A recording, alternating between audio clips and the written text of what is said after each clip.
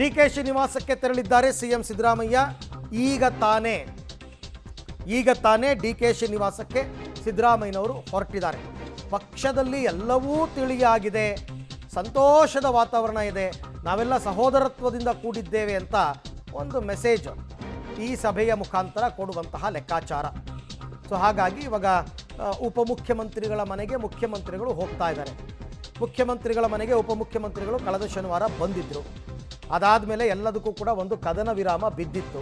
ಅದನ್ನು ಮುಂದುವರಿಸೋದು ಮತ್ತು ಸಂಕ್ರಾಂತಿಯ ತನಕ ಅದನ್ನು ಕಾಯ್ದುಕೊಳ್ಳೋದು ಇಬ್ಬರಿಗೂ ಇರತಕ್ಕಂಥ ಜವಾಬ್ದಾರಿ.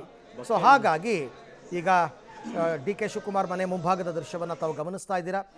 ಪೈಲಟ್ ವೆಹಿಕಲ್ಸ್ ಎಲ್ಲ ಈಗಾಗಲೇ ಬಂದು ರೀಚ್ ಆಗಿದೆ. ಇನ್ನೇನು ಕೆಲವೇ ಕ್ಷಣದಲ್ಲಿ ಸಿದ್ದರಾಮಯ್ಯನವರು ಕೂಡ ಇಲ್ಲಿ ಬಂದು ಇಳಿತಾರೆ. ನಾನು ಹೇಳಿಲ್ವಾ, ತುಂಬ ಏನು ತಡ ಆಗಲ್ಲ ಅಂತಂದ್ಬಿಟ್ಟು.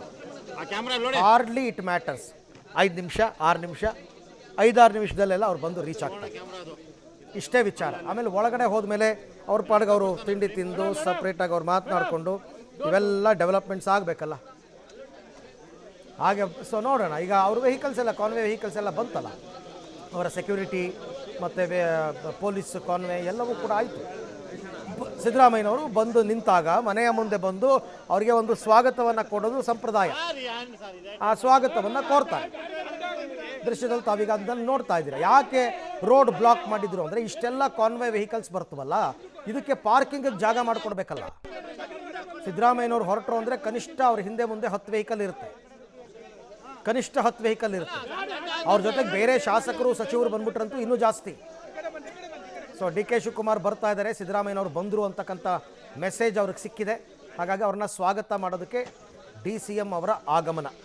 ನಮ್ಮ ಬ್ರದರ್, ನಾವಿಬ್ಬರು ಬ್ರದರ್ಸ್ ಥರ ಇದ್ದೀವಿ ಅಂತ ಹೇಳಿದ್ರಲ್ಲ, ಬ್ರದರ್ನ ವೆಲ್ಕಮ್ ಮಾಡೋದಕ್ಕೆ ಅಂತ ಈಗ ಡಿ ಕೆ ಶಿವಕುಮಾರ್ ಬಂದಿರತಕ್ಕಂಥದ್ದು. ದೃಶ್ಯದಲ್ಲಿ ತಾವೀಗ ಅದನ್ನು ಗಮನಿಸ್ತಾ ಇದ್ದೀವಿ. ಈಗ ರೋಡ್ ಬ್ಲಾಕ್ ಮಾಡಿದ್ದು ನೋಡಿ, ಸೀದಾ ಮನೆಯ ಒಳಭಾಗಕ್ಕೆ ಕಾರ್ ಹೋಗಿದೆ. ಮನೆಯ ಒಳಭಾಗಕ್ಕೆ ಕಾರ್ ಹೋಗಿದೆ. ಸಿದ್ದರಾಮಯ್ಯನವ್ರನ್ನ ಸ್ವಾಗತ ಮಾಡ್ತಾ ಇದ್ದಾರೆ ಡಿ ಕೆ ಶಿವಕುಮಾರ್. ಸೀದಾ ಒಳಗೆ ಕರ್ಕೊಂಡು ಹೋಗ್ತಾರೆ. ಇಷ್ಟೇ ವಿಚಾರ. ಅವ್ರಿಗೊಂದು ಬೊಕೆ ಕೊಟ್ಟು ಅವ್ರಿಗೊಂದು ಸ್ವಾಗತ ಕೋರಿ, ಬನ್ನಿ ನಿಮಗಾಗಿ ನಾವು ಕಾದಿದ್ದೇವೆ ಅಂತ ಹೇಳಿ ಸೀದಾ ಒಳಗಡೆ ಕರ್ಕೊಂಡು ಹೋಗ್ತಾರೆ.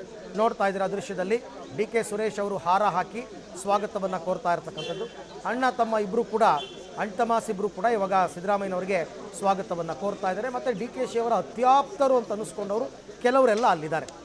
ಅದರ ಜೊತೆಗೆ ಮುಖ್ಯಮಂತ್ರಿಗಳ ಭದ್ರತಾ ಸಿಬ್ಬಂದಿ, ಉಪಮುಖ್ಯಮಂತ್ರಿಗಳ ಭದ್ರತಾ ಸಿಬ್ಬಂದಿ ಎಲ್ಲರೂ ಕೂಡ ಇದ್ದಾರೆ. ನಾನು ಹೇಳಿಲ್ವಾ, ಸೀದಾ ಅವ್ರನ್ನ ವೆಲ್ಕಮ್ ಮಾಡಿದ್ರು. ಈಗ ಒಳಕ್ಕೆ ಕರ್ಕೊಂಡು ಹೋದರು. ಜೊತೆಯಲ್ಲೇ ಡಿ ಕೆ ಸುರೇಶ್ ಅವರು ಕೂಡ ಹೋಗ್ತಾ ಇದ್ದಾರೆ. ಈಗ ಅವರಿಗೆ ಆತಿಥ್ಯ ಶುರುವಾಗುತ್ತೆ. ಆರಂಭದಲ್ಲಿ ಫಸ್ಟ್ ತಿಂಡಿ ತಿಂದ್ಬಿಡ್ತಾರೆ, ಆಮೇಲೆ ಸಭೆ ಮಾಡ್ತಾರೆ.